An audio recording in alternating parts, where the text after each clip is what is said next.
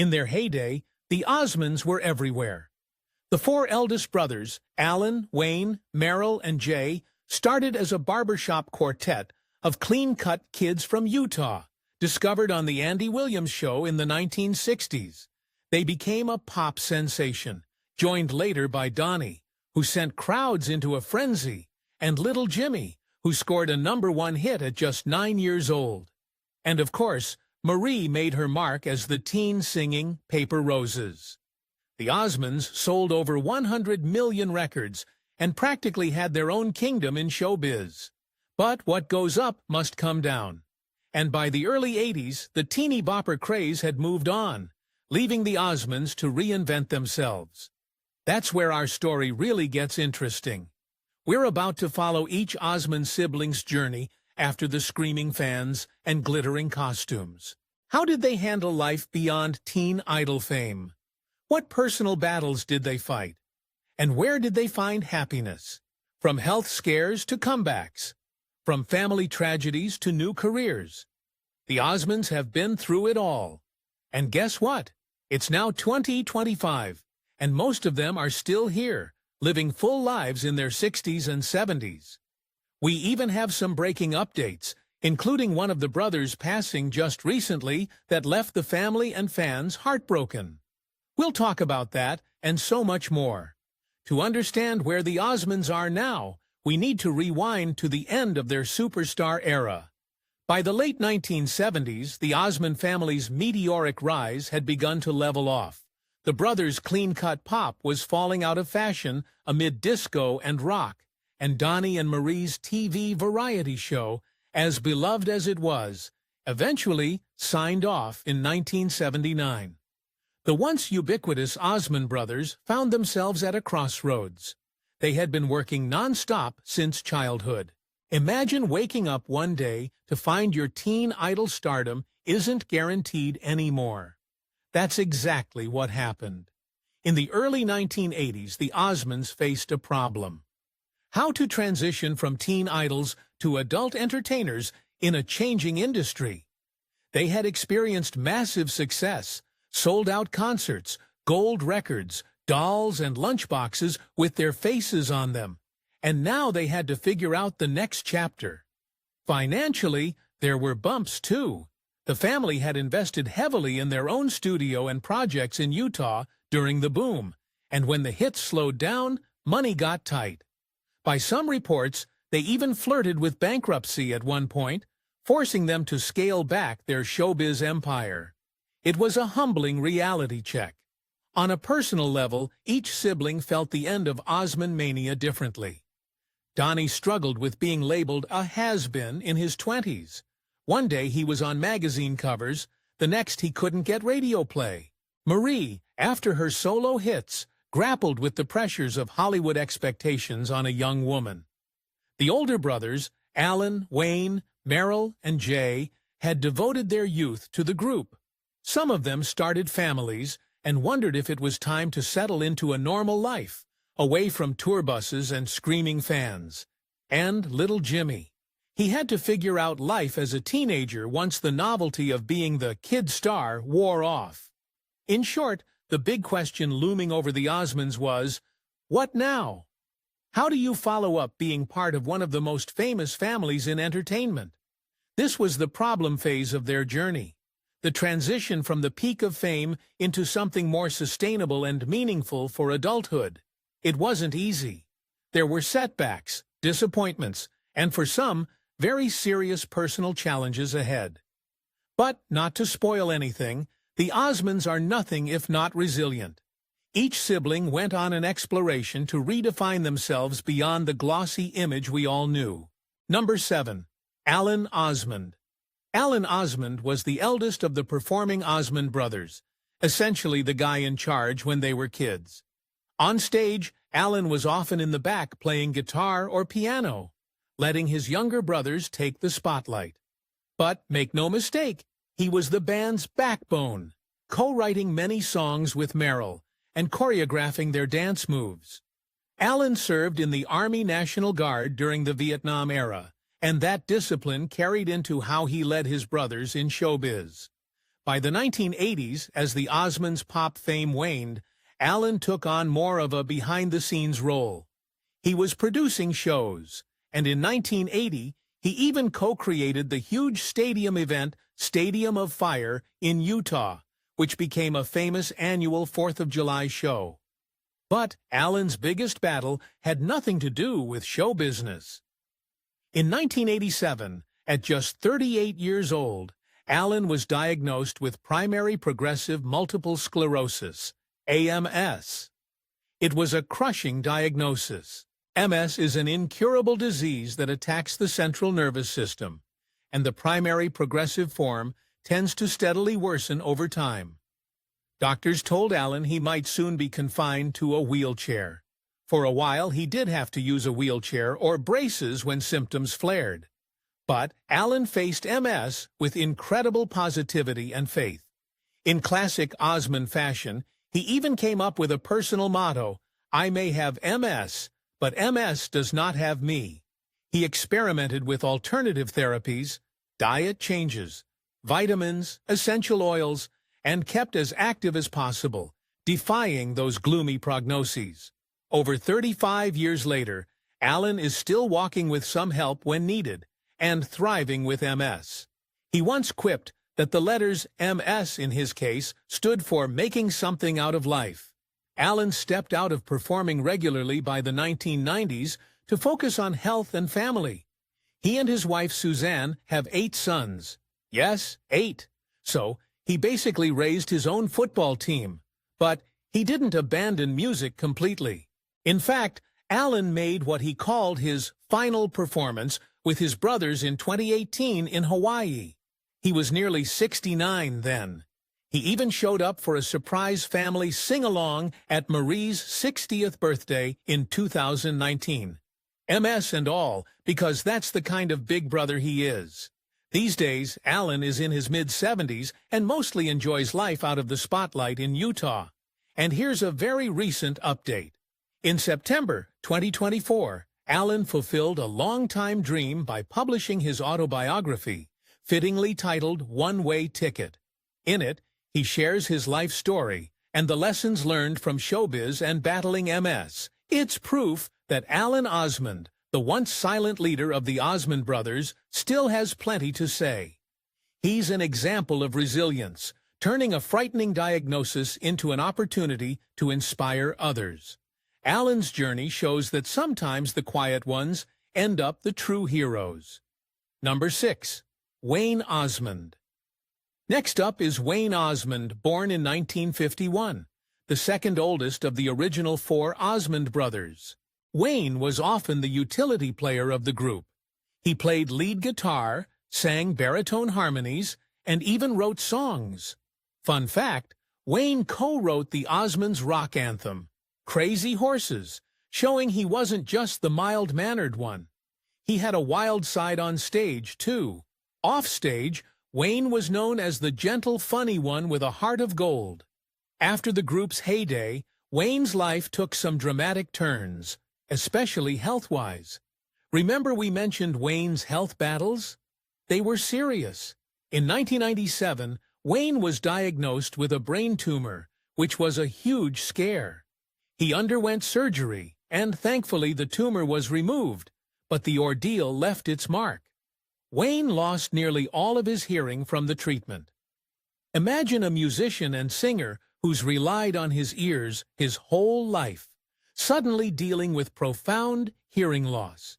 It says a lot about Wayne's character that he continued to perform even after that, relying on feeling the vibrations and muscle memory for music.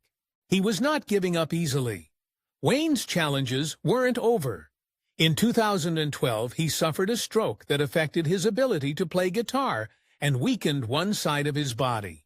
That forced Wayne to finally retire from performing actively. A tough blow for someone who had been an entertainer since age 6.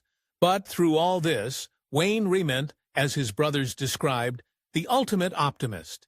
He had an unfailing positive attitude, cracking jokes, and counting blessings no matter what life threw at him.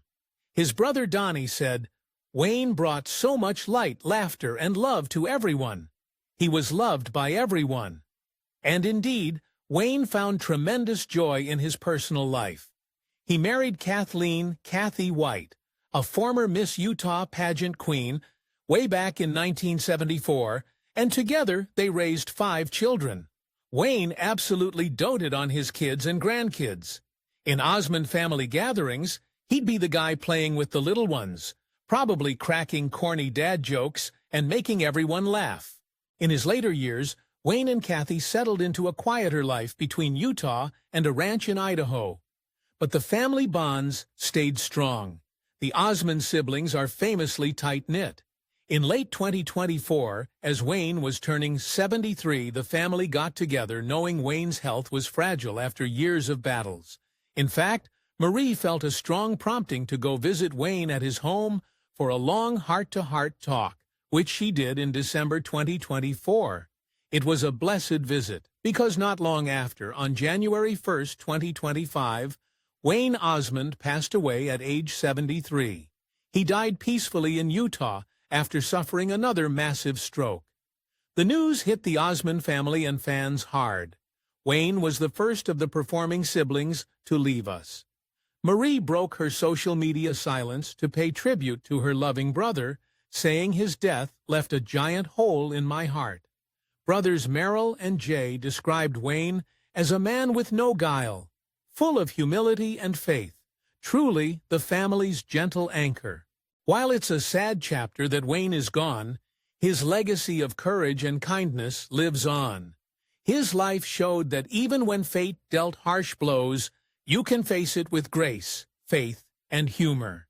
And in the end, Wayne was surrounded by what mattered most: family. Number 5. Merrill Osmond. Time to talk about Merrill Osmond, the guy with that powerhouse voice that led so many Osmonds hits. If Donny was the teen idol face of the group, Merrill was its sound. He's the one belting the lead on songs like One Bad Apple, Crazy Horses, and Love Me for a Reason. In fact, Merrill was either lead or co-lead singer on almost all the Osmonds' 1970s songs.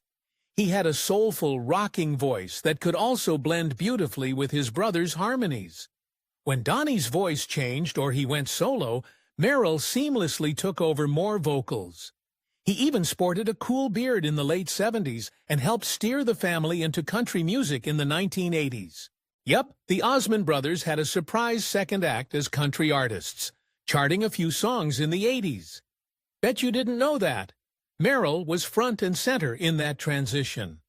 By the late 1990s and 2000s, the performing Osmonds essentially boiled down to the Osmond Brothers Quartet again. Merrill, Wayne, Jay, and sometimes Jimmy. They performed at venues like Branson, Missouri, doing nostalgia shows for longtime fans. Merrill also explored solo projects here and there, including recording some gospel and country music on his own. But perhaps Merrill's biggest role became being an ambassador for the family's legacy. He always took time to meet fans, share stories, and keep the Osmond spirit alive. After literally 6 decades on stage, he started singing publicly at age 5. Merrill decided it was time to ease into retirement. In 2022, at age 69, Merrill Osmond announced he would step back from live performances. He did a farewell tour of the UK, where Osmond Mania was huge back in the day, and played his final international show in England in January 2023. Imagine the emotions of that night. Merrill on stage, likely with Jay by his side, singing Crazy Horses Are Let Me, in one last time to cheering British fans who grew up with the Osmonds. It had to be special. Merrill's final U.S. show had taken place a bit earlier, in April 2022, near his 69th birthday. At that concert, he probably joked that he'd been performing for 60 years and needed a nap, just guessing he has a good sense of humor. Even after retirement, Merrill can't fully quit music. He's done a few limited engagements each year since, benefit concerts, guest appearances, things that matter to him. In fact, As of mid-2020, he even has a couple of shows scheduled, proving you can't keep a born entertainer down for long. However, Merrill is definitely enjoying more family time now. He was the first Osmond brother to get married. He wed Mary Carlson in 1973, beating Donny by a whole decade. Merrill and Merrill raised 6 kids together, and he's now a grandpa many times over. One of his sons, Justin, was born deaf. The Osmonds carry a gene for hearing loss that affected the oldest Osmond brothers, Verl and Tom, as well as Merrill's son. That inspired Merrill to become an advocate for the hearing impaired. He's done charity work to provide hearing aids and support to children with hearing loss, which is beautiful coming full circle. Remember, the Osmond brothers originally began singing to raise money for their 2 deaf older brothers' hearing aids. Merrill's journey has been about heart. He poured his heart into music, into his family, and into helping others. And for those wondering if the Osmond legacy will carry on, yes, one of Allan's sons, Nathan Osmond, is a country singer who has filled in for Merrill at some events. It's like passing the torch to a new generation, but nobody can truly replace Merrill's voice. When he opens his mouth to sing, you instantly feel that Osmond magic. At 72 years old, as of 2020, Merrill is in semi-retirement, living quietly in Utah. But he remains the proud keeper of the Osmond brothers' flame. After all, he spent a lifetime being the voice of an era, and his legacy is literally music to our ears. The Osmond brothers performing together on their 50th anniversary tour in 2008. Merrill, with his bass guitar, and Jay kept the Osmond music alive on stage well into their later years. Number 4. Jay Osmond. Let's turn to Jay Osmond, the baby of the original 4 Brothers Quartet, not to be confused with actual baby brother Jimmy. Jay was the drummer and something of the comic spark of the group, always full of energy. He started performing at age 2, folks. If you've seen old Osmond's footage, Jay's the one grinning behind the drum kit, doing spins or stepping out front for the hard rock tune Crazy Horses, where he handled lead vocals with a gritty growl. He was often called the most athletic Osmond, known to incorporate kung fu moves and backflips on stage. Fun fact, Elvis Presley himself suggested the Osmond brothers wear jumpsuits and learn karate. And Jay took that to heart. When Donny went solo in the late 70s, and Allan and Wayne eventually retired from performing, Jay and Merrill kept the Osmond brothers act going. They toured as a duo in the 2010s, billed as the Osmonds, sometimes adding Jimmy for special shows. Jay has always loved performing, but as he got older, another talent emerged: storytelling. Jay realized he had a treasure trove of behind-the-scenes stories from the family's extraordinary journey. So, what did he do? He wrote a musical about it. Yes, Jay Osmond wrote and produced The Osmonds: A New Musical, which premiered in the UK in 2022. It's a stage musical that tells the Osmond family's story through Jay's eyes, featuring all their hits and the real-life drama behind the music. It's basically the Osmonds' Jersey Boys-style bio-musical, and by all accounts, it's a blast for fans, full of nostalgia and revelations of what really went on when the spotlight turned off. Jay and his wife Karen actually moved to England for a few years to get this musical up and running. Talk about dedication. The show toured all over the UK and Ireland to sold-out crowds of both old fans and younger theater-goers who got hooked on the story. Imagine watching actors play young Allan, Wayne, Merrill, Jay, Donny, Marie, and Jiminy, with Jay Osmond himself in the audience reliving his life story on stage. Jay said it was surreal but healing. He wrote it from the heart, showing both the triumphs and the challenges his family faced. The musical closed its UK run in late 2022, and here's the exciting part. In early 2023, Jay announced that the Osmonds musical is coming to the US and even other countries. Plans were set for a US tour in 2024, and possibly further international productions, in 2025. So Jay's work is far from over. He's ensuring the Osmond legacy sings on through theater. In 2023, after accomplishing the UK run, Jay, now in his late 60s, moved back home to the States, specifically to the scenic cowboy state, Wyoming. Why Wyoming? Possibly for some peace and quiet. Jay's a nature lover, and as mentioned, he always wanted to live somewhere with open land. He's earned that serenity. Jay is also active online and with fans. He'll pop up on Facebook or fan events to chat and share memories. Health-wise, Jay has been pretty fortunate compared to some of his siblings. No major issues have been public, and he's kept in great shape. Maybe all that drumming was a good cardio workout.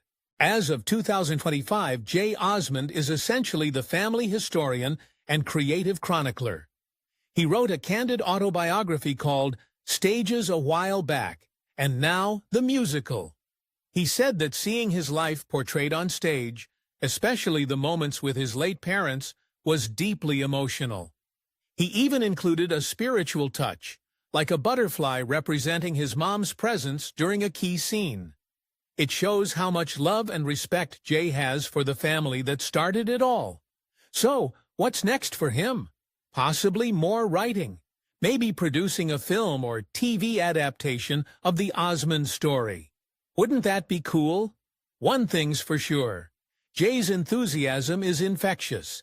He's a grandfather now, and I can totally picture him bouncing his grandkids on his knee, while a vintage Osmonds record plays in the background, tapping out the beat with that ever-present grin. Jay's life has been about finding the fun in everything, and now he's preserving the family's fun and faith for future generations. Not bad for the kid who once only got one drumstick for Christmas. True story. They could only afford one drumstick when he was little. He had to bang that single stick on anything he could. Number 3. Donny Osmond. All right, take a deep breath because Donny Osmond's chapter is a wild ride on its own. Donny was and is the most famous of the Osmonds, the teen idol who set hearts aflutter across the globe. In the early 70s, his face was on every magazine. Fans fainted at his concerts, and he gave the Jackson 5 a run for their money on the charts. But Donny's life didn't stay in the rosy glow of Tiger Beat covers forever. He experienced the highest highs of fame and the harsh crash when that fame inevitably cooled. What's remarkable is how Donny reinvented himself. Not once, not twice, but multiple times over the decades. He is the comeback king of the family. When the original Osmond mania subsided, Donny found himself typecast as that squeaky clean kid from Utah. In the 80s, the music industry wasn't kind to ex-teen stars. Donny struggled to get radio play. Some stations literally wouldn't touch his new music because his name was uncool. It was a frustrating period, but here comes comeback number 1. In 1989, Donny scored a surprise top 10 hit with Soldier of Love, a catchy pop song that most listeners didn't even realize was him at first. His label released it to radio without his name attached, and DJs played it thinking it was a hot new artist. Sneaky. Suddenly, Donny had a new group of fans on MTV who had no idea he was the same guy who sang Puppy Love. That resurrected his recording career and gave him street cred as a contemporary artist again. Fast forward to the late 90s, and Donny pulls off comeback number 2, musical theater. He landed the lead role in Andrew Lloyd Webber's Joseph and the Amazing Technicolor Dreamcoat in the early 90s and absolutely crushed it for 6 years straight, over 2,000 performances. Donny's dynamic stage presence and perhaps the famous loincloth costume brought in sellout crowds and great reviews. He became a legit stage star, which helped shed any lingering cheesy image from the past. He even briefly considered returning to Joseph in recent years. This time as the Pharaoh, talk about full circle. Then came the 2000s, and guess what? Comeback number 3. Donny and Marie reunite for an 11-year Las Vegas residency that was the hottest ticket in town. From 2008 to 2019, the brother-sister duo performed at the Flamingo in Las Vegas, doing a mix of music, comedy, and dance that appealed to nostalgia seekers and new fans alike. It was a smash. Over 9 million tickets sold over the run. Critics scoffed initially, but Donny and Marie showed Vegas how it's done, winning awards for Best Show and cementing themselves as Vegas entertainment icons. But wait, Donny wasn't done yet. Enter comeback number 4. Donny Osmond Sola Vegas Residency. After Donny and Marie ended their run, amicably, they just wanted to pursue other projects. Donny launched his first-ever solo residency at Harrah's Las Vegas in 2021. Many wondered if he could fill a showroom alone. Well, he not only filled it, he extended the residency multiple times due to demand. As of late 2024, Donny was in the 4th year of this acclaimed solo show, performing 5 nights a week and giving audiences a spectacular crash course in his 60-year career. Everything from his Andy Williams show debut at age 5 to his boy band years, from Broadway to TV, and even a rap segment summarizing his life. Yes, Donny raps about his life story in the show. He said he packed 60 years and 90 minutes on that stage. The show has been a huge success, winning awards, and Donny has made it clear he's not ready to retire anytime soon. He isn't ready to close the door on his career just yet. One article noted emphatically, in his mid-60s, Donny still sings with power, dances with energy, and charms audiences nightly. If anything, he's having the time of his life now, performing entirely on his own terms. Donny also managed to squeeze in winning Dancing with the Stars in 2009. Oh yes, he brought home the Mirrorball Trophy in Season 9, beating out his sister Marie's previous run on the show. At 51, he became the oldest winner in DWTS history at the time, joking, "I beat Marie," while proudly holding the trophy. Marie had famously competed 2 seasons earlier. Not long after, Donny co-hosted a TV game show, released new albums, including 2021's Start Again, which hit #1 on UK charts for easy listening, and even appeared as the Peacock on the first season of The Masked Singer in 2019, coming in 2nd place and delighting a new generation of viewers who were stunned when the flamboyant peacock costume came off, and it was Donny Osmond underneath. Donny loves to poke fun at himself, too. He said things like, "I've been around so long, I'm almost cool again." Perhaps the sweetest part of Donny's story is his personal life. He married his wife Debbie in 1978, and they've been together ever since, raising 5 sons and now enjoying a gaggle of grandchildren. Despite all the glitz of his career, Donny will tell you his greatest joy is family. He's also been open about his mental health, sharing that he dealt with severe anxiety in the late 90s, to the point of having panic attacks on stage. With professional help and the support of his family and faith, he overcame that too. Donny attributes a lot of his resilience to his beliefs and to just plain not giving up. When people ask him if he'll retire, he laughs and says he's doing what he loves, so why stop? If you're wondering what Donny's up to right now, picture this. Tonight, if it's a weekday in 2025, he's likely on stage in Las Vegas, a spotlight shining on that familiar smile, taking a multi-generational audience on a journey through his life story. He might be serenading a lucky fan with the Puppy Love 1 minute, then belting out, "I'll make a man out of you" from Disney's Mulan the next. Yep, that's Donny's voice in the movie. And when the show ends, he's probably hopping on Instagram or TikTok.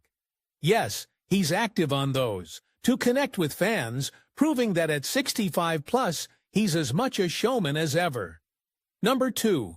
Merrill Osmond. Now let's shine the light on Merrill Osmond, the only sister in the Osmond performing clan, and a star in her own right. Marie's story is one of resilience, compassion, and constant reinvention.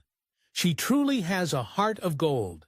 As the baby girl of the family, Marie grew up surrounded by brothers, and was thrust into the limelight at a young age. At just 13, she scored a #1 country hit with Paper Roses, instantly distinguishing herself from her brothers with a solo career in country music. No small feat to have a teen girl top the country charts in 1973. A few years later, she was co-hosting the network TV variety show Donny and Marie. At age 16, charming America every week with her talent and witty banter. Remember their goofy, "I'm a little bit country, I'm a little bit rock and roll" shtick. Classic. Marie became an icon for young women. She was talented, beautiful, and poised, but also incredibly relatable and down-to-earth. Yet behind that sparkling smile, Marie faced some tough battles. As we discussed earlier during the Donny and Marie show years, she silently endured sexism and abuse from certain producers who body-shamed and belittled her. The pressure to maintain a perfect image led to an eating disorder and anxiety that Marie kept hidden. Fast forward to adulthood, and Marie weathered personal tragedies that would knock anyone off their feet. She went through a divorce in the 1980s that was tabloid fodder, then a second marriage that ended in 2007 amid difficulties. She was raising 8 children, yes, 8, several of whom she adopted, and juggling a career which alone is superwoman territory. Then, the unimaginable. In 2010, her son Michael, who had battled depression, ended his life. Marie was devastated.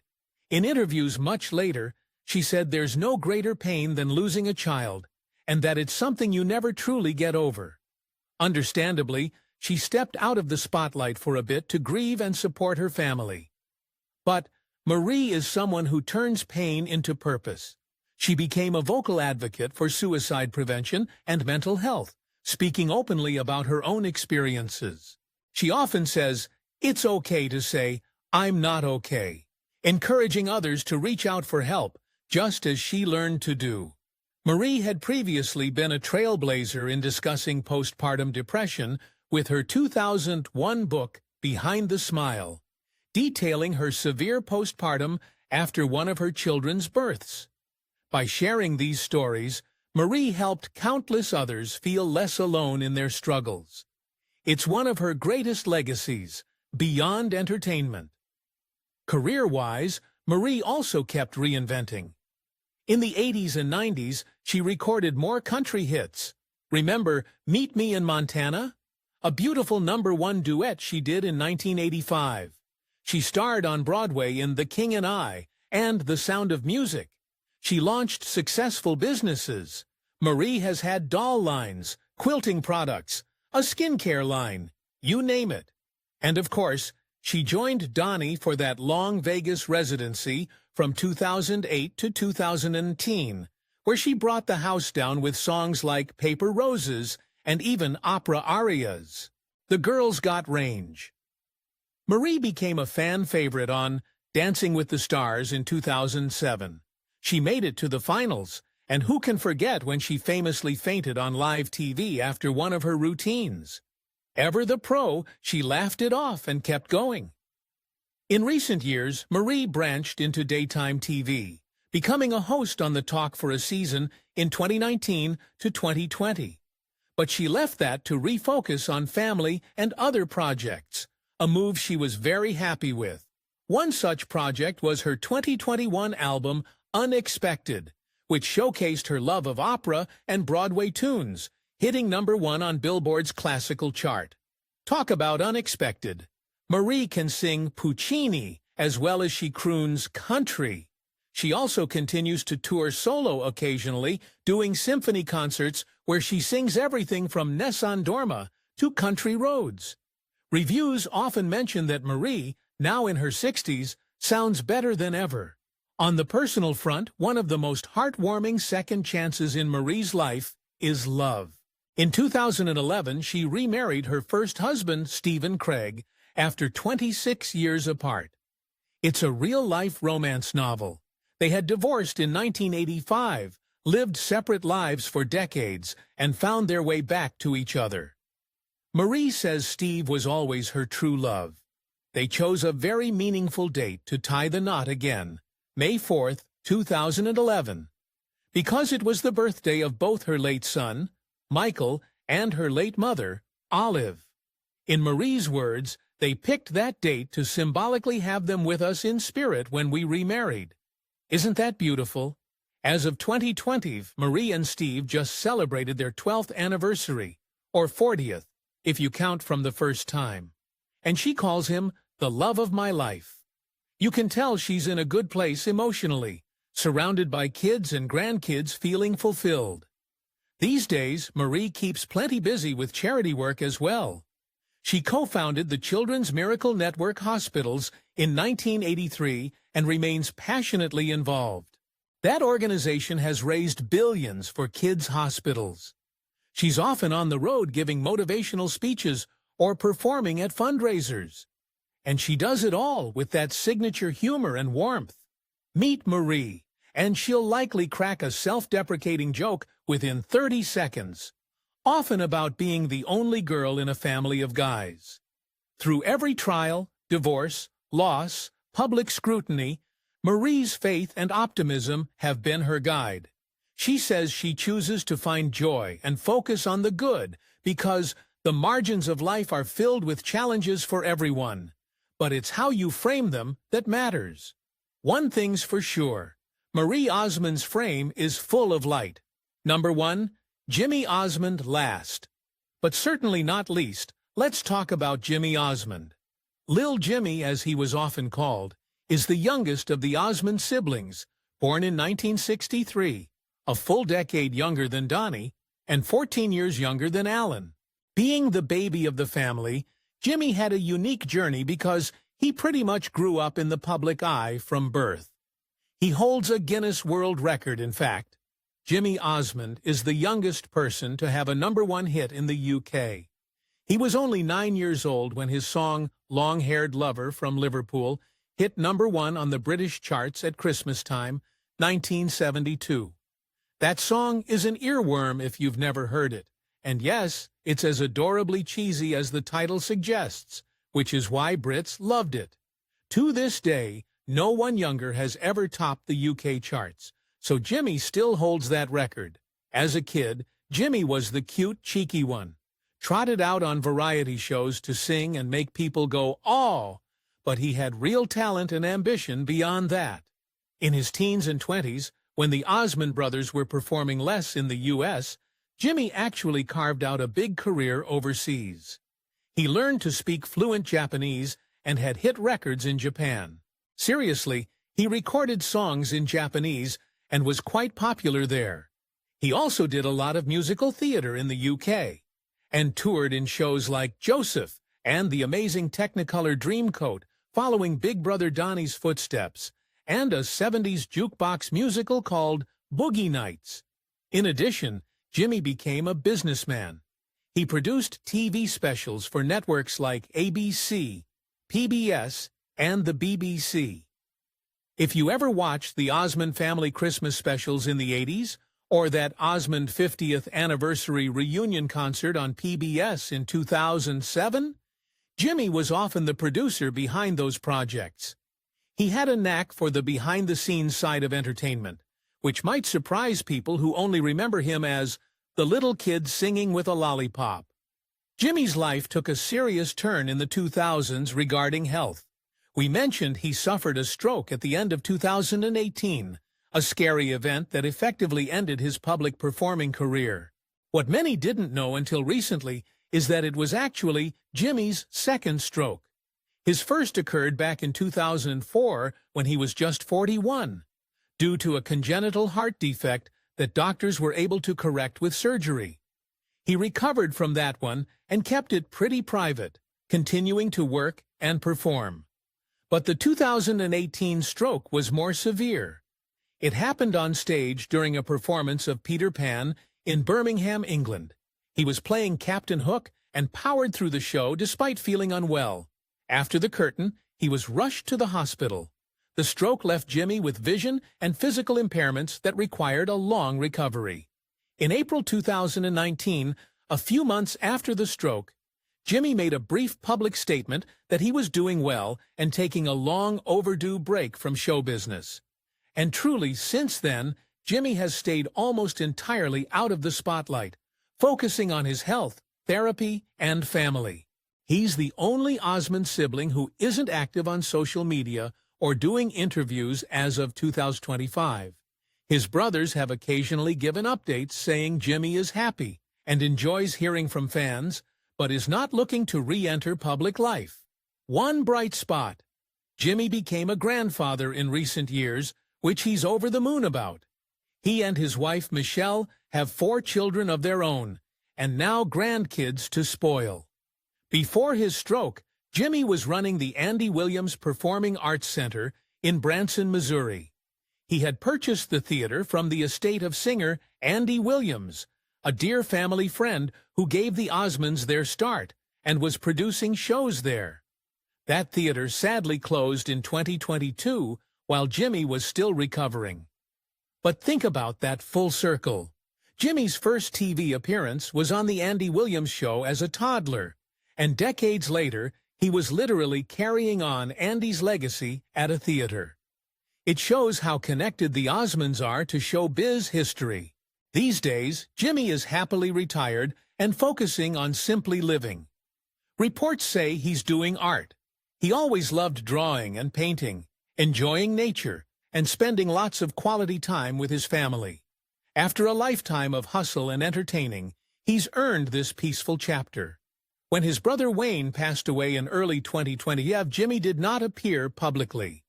But one can imagine that hit him hard. They were very close, and Jimmy looked up to his older brothers immensely. The family likely gathered in private with Jimmy there to celebrate Wayne's life. If there's one thing to know about Jimmy Osmond, it's that he has a resilient spirit and a kind soul. Fans still leave supportive messages saying, "We miss you, get well." And his siblings have said he appreciates all the love and hasn't lost his sense of humor. He might not be in the limelight anymore, but he's very much present in the hearts of Osmond fans. Jimmy's journey from child star to businessman to health survivor encapsulates the unpredictable ride that life can be. And through it all, he's remained the sweet, positive person he's always been. In interviews long ago, Jimmy used to say he never felt jealousy or competition. He just loved being part of the family act. That humility and gratitude have carried him through tough times. So here's to Jimmy Osmond living life quietly but richly. His story might not have the showy encore of Donny's, but it's an inspiring one of finding contentment after the curtain falls.